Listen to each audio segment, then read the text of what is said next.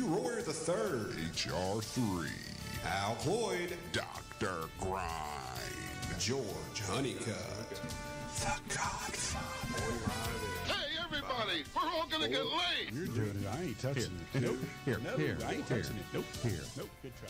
And good morning, everybody. Welcome to TGD Today. It's the RoundTable with Al Cloyd and George Honeycutt. That's right. Good morning, Dr. Grind. Good morning, good morning, good morning. How are you, babe? Jam up and jelly tight. Well, everybody will notice on, of course, TGD TV that HR3 is not with us today. That's right. We got an empty chair over here.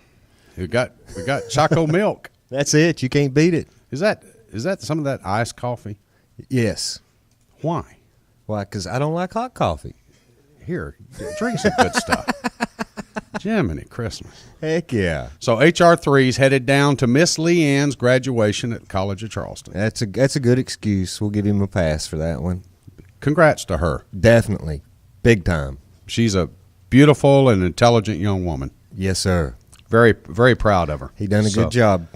Well, Hugh got nothing to do with it. It's Heather. It's Heather. That's right. No doubt about it. Yep. No doubt about it. So Definitely. We got Big D behind the glass today. Big D, Yes, sir. That's how are right. you, buddy? I am fantastic, man. How you guys doing? What's that color you're wearing? That would be Tennessee orange. Uh-huh. Okay. Al knows love what I'm it. talking about. Oh, yeah. Yeah, you know why they wear Tennessee orange, don't you? I don't know why. That way they can go to the game on Saturday, they go hunting on Sunday, and go to work on Monday and never have to change clothes. That's it. That's right. Man, that's it. LM, low maintenance. That's right. That's right. Hillbillies know what that's about. Oh, man. Oh, yeah. Yeah. MP, multi-purpose. That's it. Boy, you're full of acronyms today, aren't you? You can't beat it. Man, Heck yeah. you must have stayed at a Holiday Inn Express last night. Now I've done drank about 3 of them coffees over there, so I'm doing pretty good right You're now. wired for sound, aren't you? That's right. Hey, what'd you think about the players? It was very interesting. It was very, very interesting. I've had a lot of people ask me this week, and I made the comment Monday, of course, on Monday Morning Golf Wrap with you, that I believe that in my lifetime, it was the best finish to a golf tournament held by the PGA Tour. Yep. It was phenomenal. It was. When it gets tight and gets wire to wire, I mean, it really. So many players coming into the mix of it, you know, and Ricky having finished an hour and 15 minutes before really the leaders on Saturday, you know, the final groups were even coming around at 16, 17, and 18. Yes, sir. And then you had, you know, your Kevin Kisner, who made a phenomenal flop shot on 16 to get down there, make that birdie putt. Then you had Sergio making that 43-footer on 17. There was magic going on out there. But did you realize, and I picked up this stat this week and have read it in several different sources, and I had found it actually last Sunday night, and I failed to mention it Monday, Al, but when Ricky, of course, he shot 11 under, you know, he scored 11 on the last 4 holes on Sunday. Right. The previous record was 12. Right. So he completed the last 4 holes, Sunday's round at the Players, in 11 strokes. That's a new record. But his birdie on 18 was the first time he had birdied 18 in all the rounds that he had played at the Players. That's wild. He had never birdied 18 before in all of his rounds, and then he does it to complete that 11-shot phenomenal finish. That's awesome. I mean, that's just absolutely Eagle awesome. 16, which that approach shot he hit on 16, we were laughing about it Monday. I mean, it was in the water, dude. I mean, when he hit it and it took off, you could hear the come out of his mouth. I mean, it was so clear on the mic, Right. the live mic there on the fairway. And then it just barely cleared the pylon walls. It kicks left, and, you know, Hugh, I stand corrected. I said it was several feet away. Hugh was right. It was a foot away. Right. And I went back and looked at the coverage. But and then to birdie 17 and then to birdie 18, which he had not ever done before. Yeah, on fire. I mean, he was just in the zone. Bubba there meeting him when he walked off. Yep. You know? That's great. A couple other guys up there meeting him when he walked off. Yep. So He's good for the sport. I mean, there's no 2 ways around it. You know, and we see it up at the driving range. You know, I see a lot of his colors flying. You know, in youth. So he's a very big influence on younger golfers today, and they need that. They need somebody to kind of look up to absolutely. To to say, hey, I want to be him, or I want to be close to him, or it gives them a little drive, a little incentive. He's one of those few golfers that, and let's talk about young golfers, the 20-somethings. He's one of those few that is able to reach outside golf. Right. Would you agree? Yes. Oh, yes. Because he is bringing in that junior interest that, are looking at the game of golf, the word golf, and saying, I'm a little on the fence on that one. Right, right. But because of his flair and, he's just such a nice young man. Mm-hmm. He's so well loved on the tour. Although they voted in another Sports Illustrated survey just last weekend that he was probably the most overrated player on the tour. And it's interesting, again, how many people participated in the survey, which would, if you only have 5 people respond to a survey and one of them says, yeah, Ricky's overrated, then that means 20% of the field responded that Ricky's overrated. I'm with you. Mm-hmm. So, whatever participation as far as your gross volume of respondents were, that's the percentages thereof are reflective on that gross number. Right. So, but just by the number of PGA Tour players that were standing up there shaking his hand on that finish kind of spoke volumes as to, first off, their impression of him, their acceptance of him, although he's only had one PGA Tour win before this. And then you look at the spectators. That crowd, although Kevin Kisner has played phenomenal golf, he's won $1,200,000 plus in the last month. Right. And he hasn't won a golf tournament.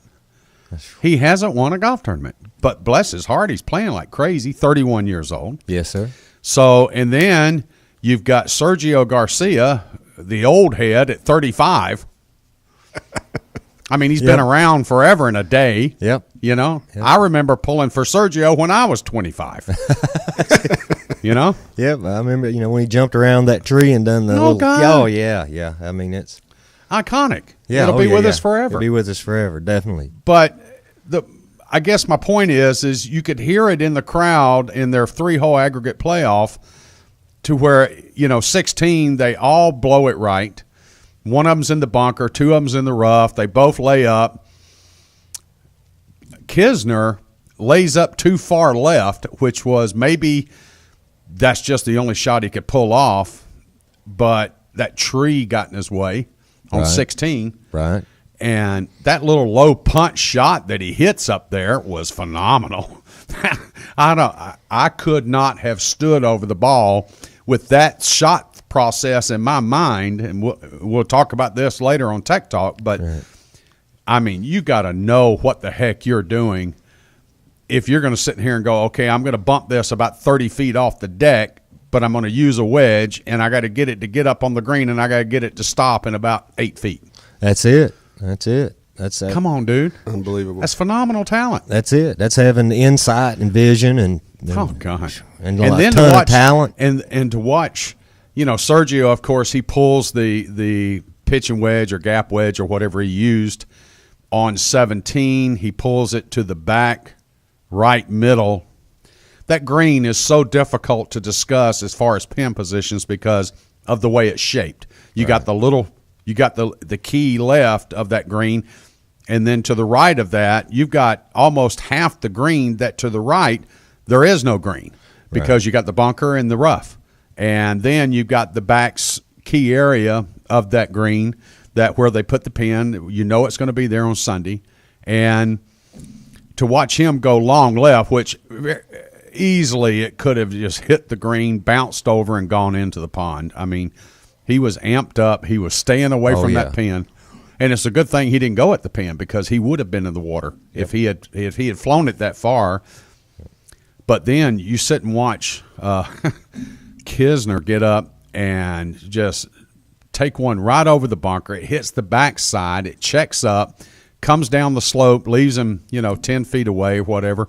And then to watch, first off, when they came through in the aggregate play, to watch Ricky throw it 6 feet left, and you're going, just that took some kahunas right there.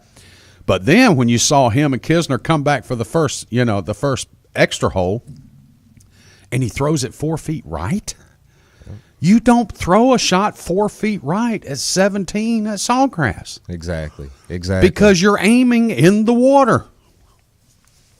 Okay? Who knows? Maybe his attention span got taken off by all the flowers that they put out there. By the way, the flowers that they put around the tree on the island out there at 17? They put all those out the night before. Okay. They used rowboats. Golf Channel even videoed it, putting the flowers out there. Those flowers cost $7 a pot. Okay? Okay. There were 17,000. Oh, my gosh. Do the math, I'd like to have folks. been the florist that got that order. Do the math, folks. You got to wonder if they just went to Home Depot and said, hey, guys, we just want to borrow that trailer full of baskets of flowers there. That's right. Or at least found a nursery somewhere and said, hey. And then they load it back up and take it back and turn them back in and get their money back. Rent them. $120,000 just in pink flowers. But it was purdy. Yep. Isn't that what you would say, East Tennessee? Purdy? Purdy. Yes, sir. Let's talk a little bit about some stats. The players just impressed the heck out of me, and Ricky just impressed the heck out of me. Driving distance, of course, Dustin Johnson kind of led the field in that at 311 and a half.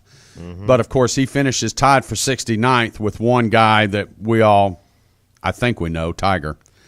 But Ricky finishes at 295.6, so roughly about 15 yards less than Dustin, and which was 11th in the field at 295.6. So, okay? So you don't have to hit it out there 320 to win a golf tournament. No. Driving accuracy, Pat Perez actually was 46 of 56 at 82.14%, and he finished at tied for 17th. Ricky was at 62.5%. So the leader at driving accuracy was at 82.1. Ricky was at 62.5, finished tied for 43rd as far as driving accuracy. And as you sit and listen to these numbers, folks, you got to wonder, where does he win the golf tournament at? Well, as you come on down the stats, let's take proximity to hole. The best of the week, proximity to hole, was 28-1 proximity to hole for one Rory McIlroy. Interesting. He finishes tied for 8th. Okay? But we all saw for 3 days, Rory couldn't make a putt. No, he was struggling. That's why this week at Quail, he basically got up there yesterday for the Pro-Am. He took the mentality again this week. He went home for 2 days, went and played the Bear course down in Jupiter. He got 18 holes in Monday. He got 9 holes in Tuesday. And then he flew up to Charlotte for the Wells Fargo. Okay. Played the Pro-Am. And then he had brought in Dave Stockton and worked with Dave Stockton a whopping 5 minutes on the putting green yesterday. A whopping 5 minutes, folks. Say that wasn't a cheap 5 minutes. And that's all. No. No. No. It's more like what you charge for 5 minutes. There you go. You can't beat it. It was close. Yes, sir. It was close. I don't know if it was exact, but it was close. Yep. 5 minutes with Dr. Grind, folks, ain't cheap. I can tell you that. I'm telling you. We'll charge him double and cut it in half. I thought that was just my rate. You can't beat it. I thought that was the Godfather's rate. Heck yeah. So he works with Dave Stockton for 5 minutes and basically thanks him for coming and moves on. And yesterday afternoon, they have a video of him. It's hit YouTube that watches him drain about 10, 20 footers dead in a cup. Just bam, bam, bam, bam, bam, bam, bam. Just knocking them out. Nice. So obviously Dave, in his genius aspect of the short game, there's no one better than Dave. And I think who else you'll see there in the future is the players consulting with the Steve Strickers of the world. And because that will become the next guru to the players, will be your Strickers, will be your Mickelsons, will be your others that have this short game prowess that the pros know without the putter and without their secured short game. And I'm not talking about chunk and dunk. I'm talking about a secured, confident short game. They're not going to win anything. That's a fact. So Ricky finished 30 feet, 6 inches, tied for third in proximity to the hole. So that's where he ends up picking up strokes. And then the next place he ends up picking up strokes is he was basically at 71% scrambling. 19 out of 27. 19 out of 27. 19 out of 27. The best for the tournament was actually Brian Harmon, who was 15 out of 20 at 75%. So if you look at the stats, proximity to hole, scrambling, that's where Ricky picks up this event. And he was making pretty much everything he looked at from 8 feet and in. Where Rory, who was actually getting closer to the hole, was missing those putts. If Rory has to make 3 or 4 putts per day that he was missing, then we're not having this conversation. Exactly. We're not having this conversation. He finishes tied for 8th, tied for 8th, along with Brian Harmon and along with others in that general area that just could not make a putt. So Ricky's short game, plus his approach. I mean, I've actually had dreams about this, Al. He played 17 3 times. He birdied 17 3 times. Unbelievable. And you look at his proximity to the hole on 17. He didn't take any time. He used the same club all 3 shots. The wind actually shifted from shot 1 to 2. It actually moved. It was a little bit weaker in the second shot and the third shot. And he just stood up. But then again, too, Kevin Kisner just stood up and hit the shot. Exactly. And Sergio was standing over it, back off of it. To get back over it, talking about the wind. He's trying to get directions. I don't know exactly where to hit. Typical. That's typical. Should I go for the ridge or, Yeah, at least he chilled out on the regripping thing a little bit. Oh, yeah. He's nowhere close to Kevin Na now. Exactly. So, but again, Sergio, shoots even par with those 3 aggregate holes and ends up getting kicked out, So, and Sergio's back over in his homeland. We'll talk about this on Pro Golf Talk Live. I'll get it out, D. There you go. But he's over at the Open de España. Yep. They're back in Spain. European Tour is. It really looks to me like the course played tough. I'm looking at the numbers here. I didn't really get a chance to watch it, but there's a lot of high numbers. Do you live under a rock? I live in a golf trailer working on golf clubs. Are you and Patrick under the same rock? There you go.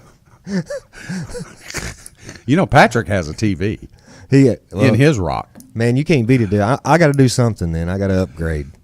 What, dude? You got monitors all over your trailer. Just put the tournament on. There you go. They've shown it 4 times since the Sunday broadcast. Heck yeah. You gotta check out the finish. All right, I will. There's nothing. If you enjoy any type of watching golf like my 4-year-old does, right? I mean, she was just all excited because when Kisner hit that shot on 16, Daddy's out on the screen porch watching the 5th TV that I've got on during the coverage. Right. What are y'all laughing at? That's awesome. Is that funny? Well, normally I figured it'd be 6 or 7. So no, it's 5. Five's a good number. I've got one on in pretty much every room that I figure I'm going to walk into, including the outhouse. Nice. So, but I'm out there on the screen porch at this particular time when Kisner's hitting his 3rd during regulation play. He's over there in the high rough left of 16 green. The wife, she who must be obeyed, is walking over to the sliding glass door and about to knock on it, and I'm out there going, oh, oh, oh, oh, I'm giving the Georgia dog just, I'm really barking it, like this. Yeah. And she opens up the door and she goes, okay, let me guess who you're pulling for. And I said, honey, the dog is in the house.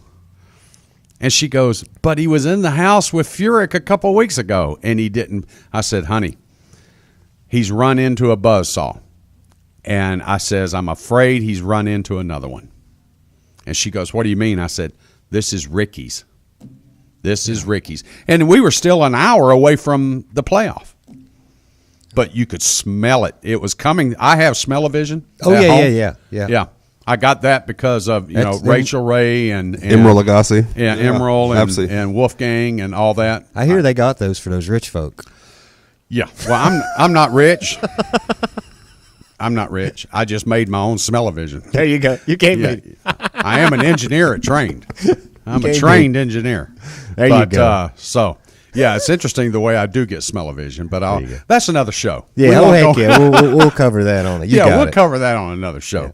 But it was destiny. That's the best word I could come up with. It's in the stars. It meant to be. He had so many top 5 finishes in the majors this last year. Ricky did. Overrated.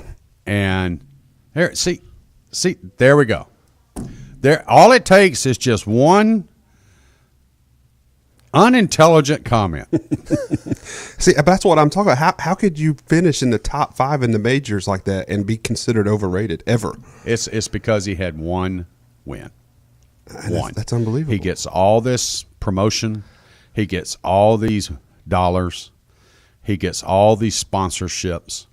And there's a lot of guys on the tour that are jealous of that. That's what I was thinking. It's got to be jealousy because all of them would love to finish the top 5 in the majors, right? And all of them would have loved to have had 100,000 people following every move you make, just like Tiger did. When Tiger, the only reason Tiger didn't have a crowd around him is he had played 4.5 hours earlier. Yeah, right. Okay, I mean, Tiger keeps finishing in the top 70.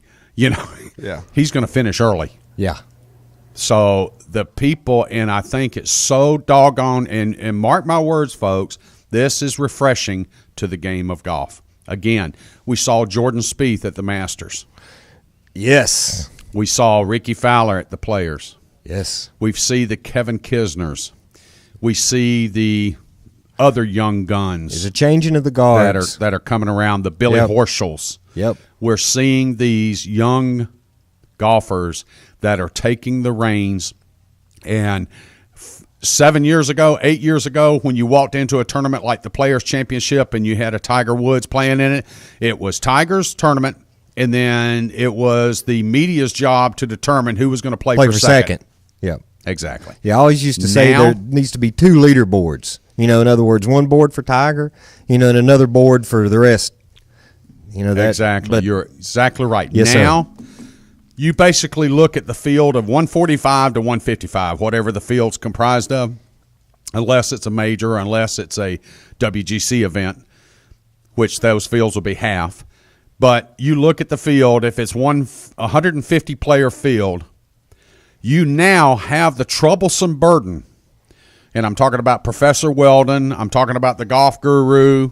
I'm talking about the boys at Fantasy Golf Talk Live, Bigsy, the Golf Monger, Stefan, all the rest of them. Yep, I'm calling you out, boys. That's right.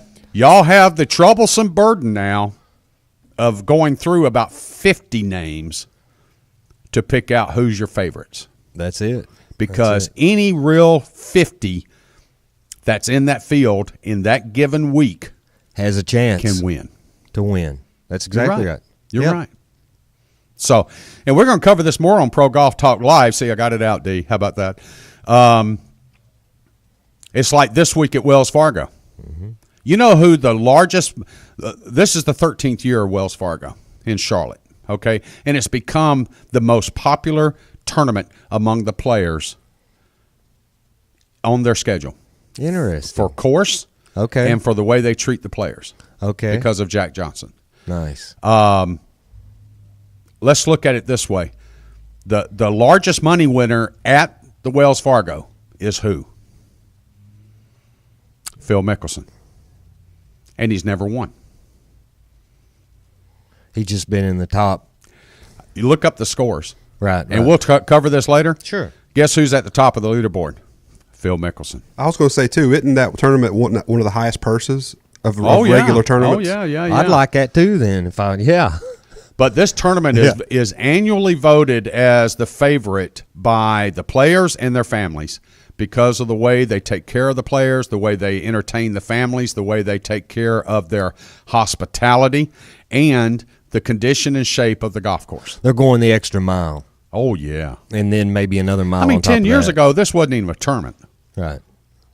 They didn't even go there. There's a lot of very influential people out of Charlotte. I mean, there's no two ways around that. Yeah, no doubt. But again, we'll talk more about it on Pro Golf Talk Live. Want to let everybody know if you're planning on heading out to Chambers Bay to play the site of the U.S. Open this year in June. They're closing the course on May 25th. So you got to get out there before then. The course will be closed for about 3 weeks. Okay. And only the quote-unquote, those qualified for the U.S. Open are allowed to come out and play practice rounds. Yep. So people like myself that were planning on taking a jaunt out there, I got to try to line it up now so my flight arrives before May 25th. Heck yeah. I figured you would just take the trailer. Yeah. Is that what you were doing? Oh, definitely. Yeah. Either that or the helicopter, one of the two. Oh, the helicopter. Yeah. Doesn't it take a long time, though, for you to use that gyro control and fly that thing and land I got to it make and sure all the refuel batteries it? are charged up. It's not easy. I know. All right. So hopefully everybody puts that down on their calendar. May 25th, Chambers Bay closes up. Let's see. Anything else we need to notify? George, RoundTable? a question Yes, sir. on that Chambers Bay thing. Is the USGA, are they in there now setting up the course, or do they do it from the 3 week period? No, they've been doing it for almost a year and a half. Okay? Here's the deal. Several of the guys have – this thing's outside of Tacoma, and it is not the easiest place in the world to get to. You got to want to go there, Chambers Bay. Now, I've talked to even some amateurs from the local area here in Myrtle Beach that has actually played there, specifically a couple of young guys who actually went there. I think it was either 2 years ago or last year for the U.S. Amateur. They were out there qualifying for the U.S. Am. And they made comments to me like, at that time, the USGA had softened it, had added a ton of water, and then realized that they had added too much water. So this was 3-day events, evidently they attended. And on the third day, they let it dry back up, and it was unplayable. The average stroke play on the soft days was 68. The low score on the third day for this USAM qualifier or whatever they were doing, but it was a USGA event. The average stroke play round posted on the third day when they let it dry out was 76.7. Ouch. That's moving a golf course almost 9 shots. Just with moisture. So that tells you a little bit about Chambers Bay. So the USGA is, I would venture to say, this could be, and I'll just throw this out again for the fantasy golf boys so they can use their vast intelligence to discuss it at length. Okay? We're going to take them on one day. It's on. It's on. Like It's Donkey on. Kong. It's on. This could be a U.S. Open that 8 over par wins. How about that? Yeah. See, to me, I wouldn't like to play in that, but to watch it, I love that. I don't know why I like it. I would love. You see, they kind of thought Pinehurst was going to do that, Right. But Pinehurst, Martin Keimer just embarrassed everybody. But then again, too, if you looked at Pinehurst, kind of wide fairways, They had softened them up with some rain the week before it had come in. They had no control over that. And they let the greens firm up, but they didn't have the quote-unquote winds that Chamber Bay does. Mother Nature. So what could happen out at Chambers Bay is the natural winds that are shooting across that prairie and then hitting that golf course, and then the lack of humidity, because Pinehurst always has humidity. No doubt. Chambers Bay doesn't. So the ambient air humidity is in the 20 percentile range. You got ground out there that turns into concrete in 3 minutes. So I think easily, even par, if not higher, could be a winning score at Chambers Bay. And maybe that's a little barometer by the USGA. They're going to see, they'll probably keep it soft, and then as the boys start coming in for that week in their they may test the waters, and they may show them that, okay, guys, don't make any smart butt comments in the tent, because it'll take us about an hour and a half. An hour and a half, and we're going to make this thing 10 shots more difficult. Yep. And all of a sudden, you're going to see a bunch of guys. I'm not going to give any. I'll give some initials. You're going to see the guys like Tiger Woods that are going to be in that. Well, it was playing slower than we anticipated, and I just couldn't find the speeds. Well, let me tell you what, Chambers Bay, you make that type of comment, right? You know how Hugh talks about put a ball in your bathtub and try to stop it before it gets to the drain, right? Yeah. Well, you've got a 2-foot-long bathtub now. They could take those. I was told that the third day of this USGA event that these kids played, and these are good players. These are mini tour players. That the third day that these kids were there, they were told that the greens were at 15.7 on the stimp meter. Lord. 15.7. That's amazing. That's almost. That's like that countertop right linoleum. there. Yeah. Right there. All right, folks, we've gone on and on. So let's go ahead and wrap this up, and we'll get ready for the next show here on TGD Today. TGD Radio and TV are produced and broadcast by the Zeus Radio Network for thegolfdirector.com. When visiting The Golf Director, be sure to check out our featured course pages where you'll find up-to-date information about course conditions, specials, and much more.